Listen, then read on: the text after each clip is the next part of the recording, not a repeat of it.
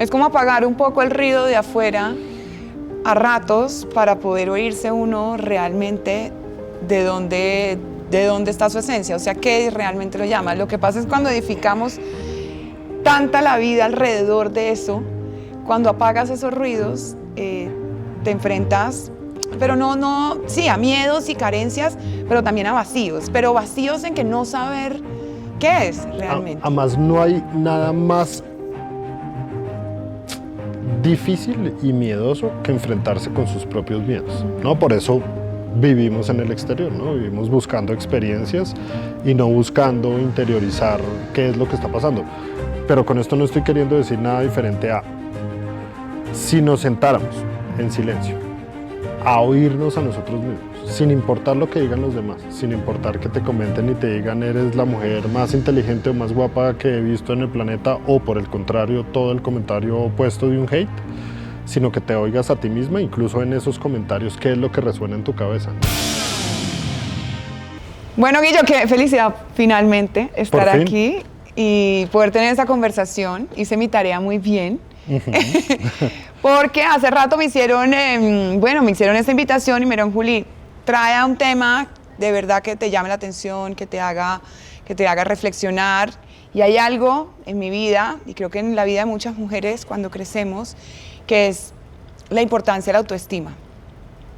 Y es que a medida que uno va creciendo se va dando cuenta de que no hay nada más importante que creer en uno mismo. Pero ¿por qué le cuesta a uno tanto trabajo?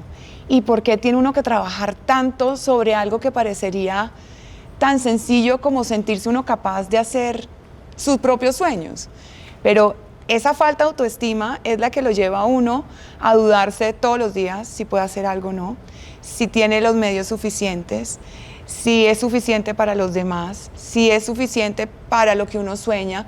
Y de ahí se mide uno la capacidad de sus sueños, porque es que si uno no se siente capaz, ¿a dónde sueñas?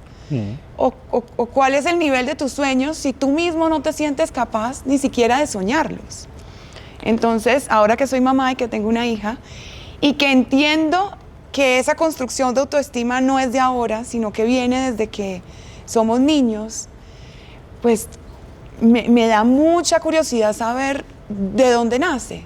Viene de la relación con la mamá, viene de la relación de uno mismo, con las metas. Ahora habla mucho sobre las responsabilidades que tenemos en la vida y que cómo poco a poco la vamos adquiriendo, porque hay gente que nace con una autoestima tan grande y que se puede comer el mundo, y hay gente que le da miedo sentarse al frente de alguien y hablar. Mira, yo creo que, bueno, primero gracias por estar acá. Mira, es que la construcción de la autoestima es una esfera muy grande, pero voy a empezar como a hacer por pedacitos hacia donde creo yo que uno debe empezar a construir la autoestima.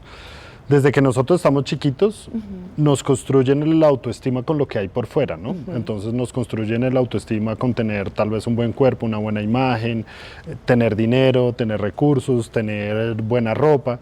Entonces muchas veces, digamos que basamos nuestra autoestima en cosas que no están en nuestro control. Y en nuestra infancia, esto no me lo invento yo, esto es algo que la espiritualidad lo ha hablado mucho, y es las 5 heridas de la infancia.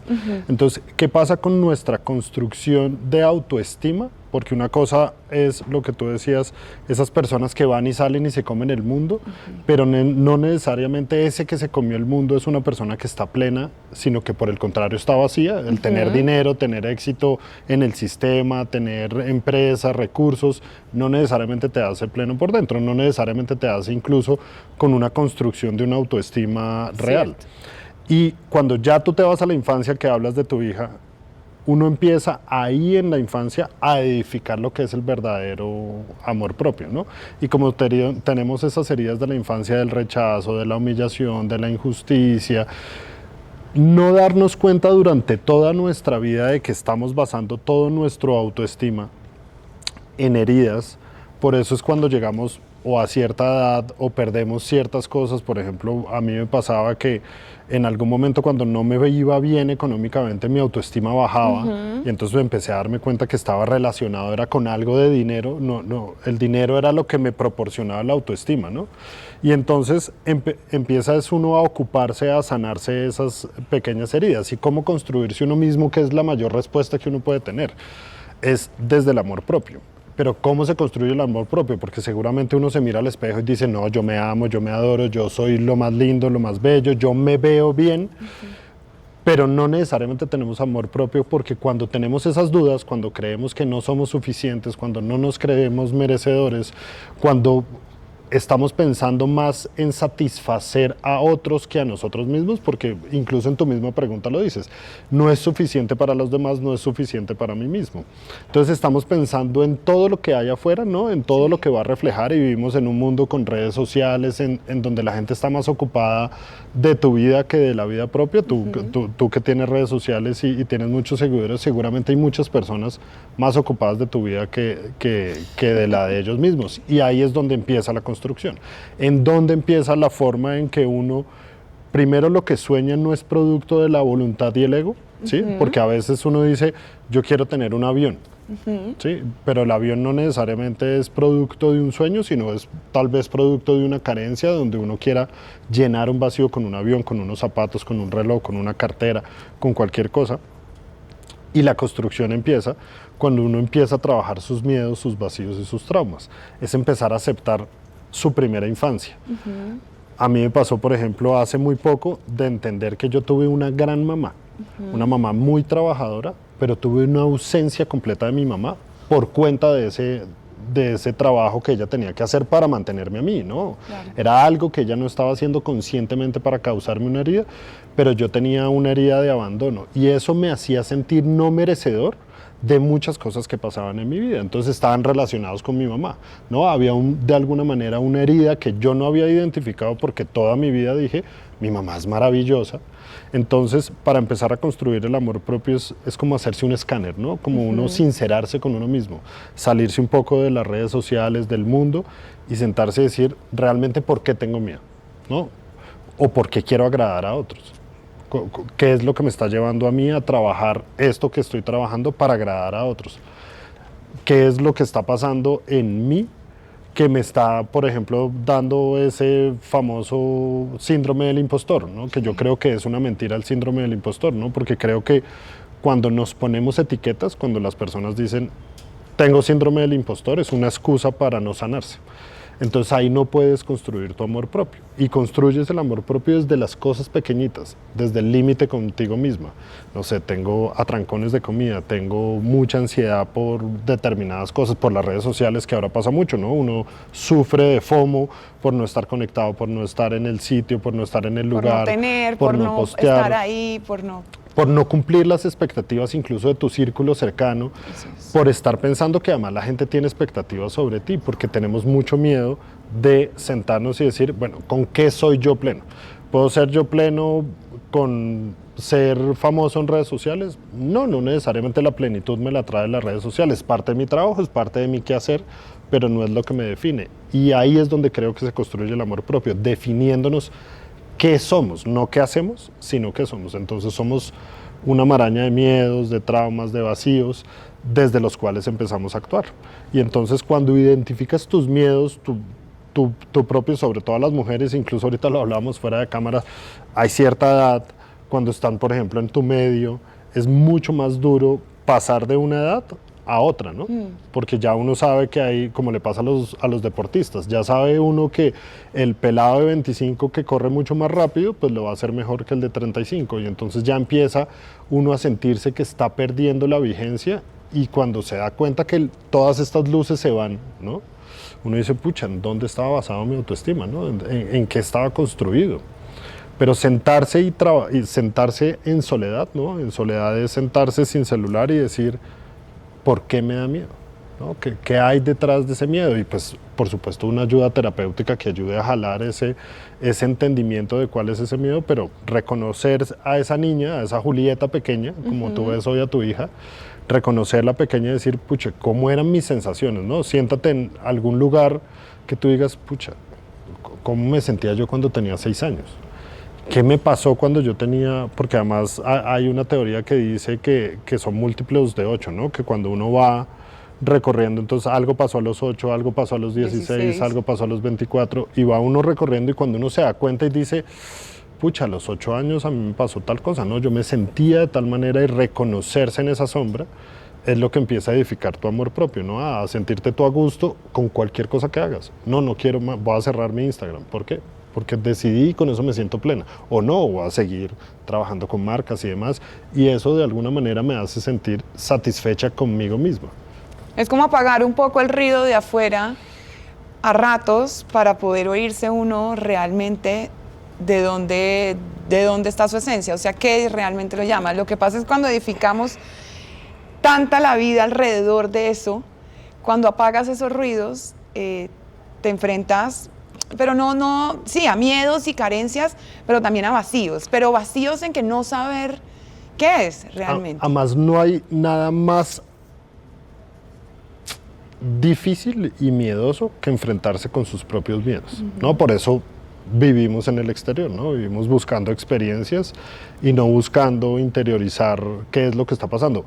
Pero con esto no estoy queriendo decir nada diferente a si nos sentáramos en silencio a oírnos a nosotros mismos, sin importar lo que digan los demás, sin importar que te comenten y te digan eres la mujer más inteligente o más guapa que he visto en el planeta, o por el contrario, todo el comentario opuesto de un hate, sino que te oigas a ti misma, incluso en esos comentarios, qué es lo que resuena en tu cabeza, ¿no?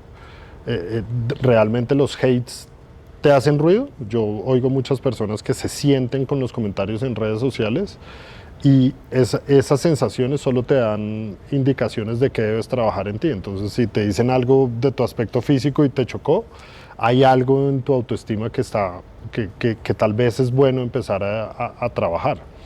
Pero es construirse y conectarse con uno mismo, ¿no? Vivimos conectados con el exterior y ese es el trabajo del sistema. O sea, el sistema entendido así como Matrix, algo así. Sí. Entonces, el sistema te quiere sacar, ¿no? El sistema te quiere en las redes sociales, el sistema te quiere adicto a la dopamina, te quiere comiendo basura, te quiere tomando alcohol, te quiere de fiesta, te quiere fumando, te quiere a los hombres bombardearlos con mujeres guapas para que todo el día estén con las hormonas alborotadas. Y por el contrario, cuando uno apaga un poquito ese ruido, o sea, incluso bajarle el volumen, te va a permitir empezar a entender qué es lo que está realmente pasando en tu cabeza.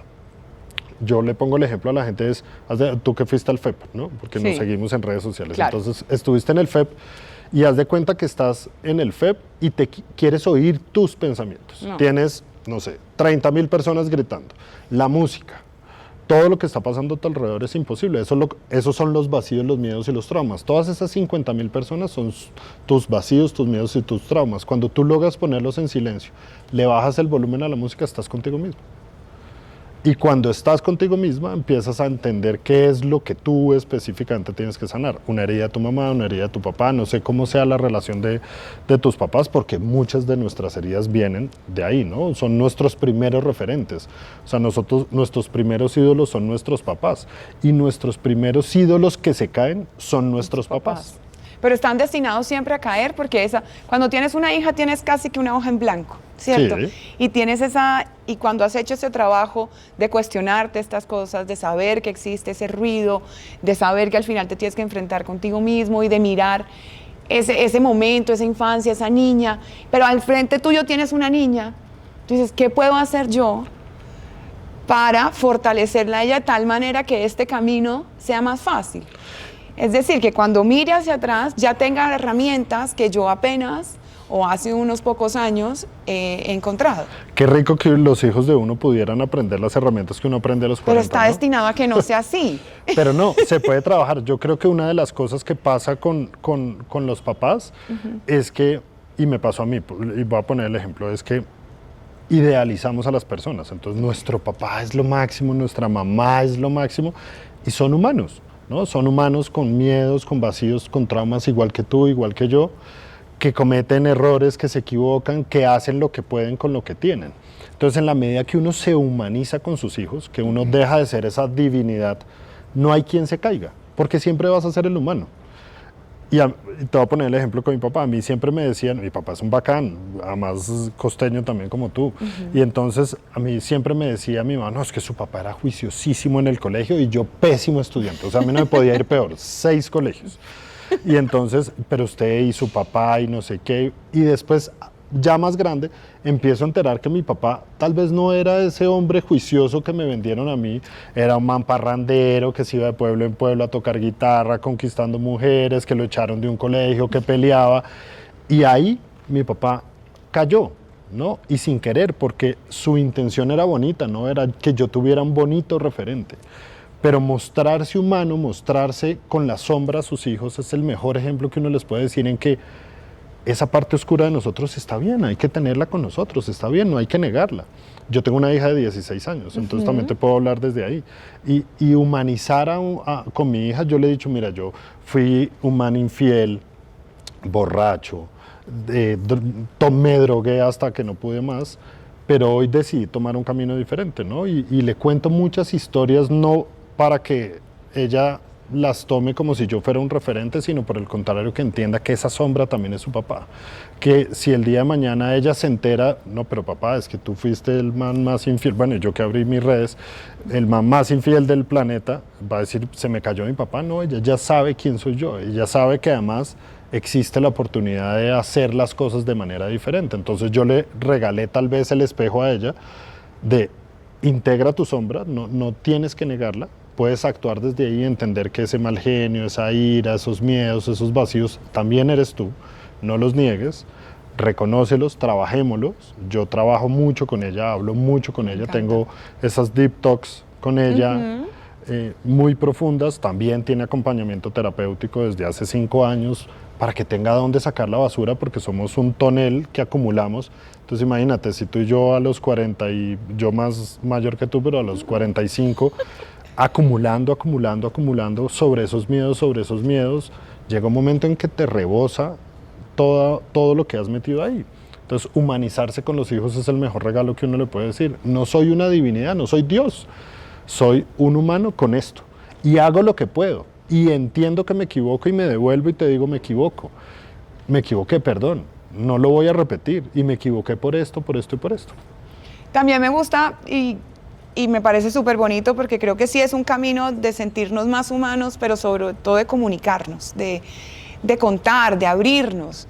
Creo que la construcción de esa autoestima a veces se hacía como muy cerrada, muy hacia lo que yo puedo hacer conmigo y lo que yo tengo que mostrar. Entonces creo que abrirnos y poder saber que nuestros miedos al final sí nos definen y lo que hacemos sobre ellos es lo que realmente vale. No lo que aparentamos decir que superamos, sino realmente lo que trabajamos en silencio sobre ellos y lo que edificamos alrededor de esa sanación. Y es que esa sanación es como tú tener ese vaso de agua, haz de cuenta que lo tienes sucio. Cuando tú coges y empiezas a ponerle agua limpia, empieza a salir hasta que queda clara. Y ese es el trabajo personal, ¿no? En conciencia, espiritual, como lo quieras llamar.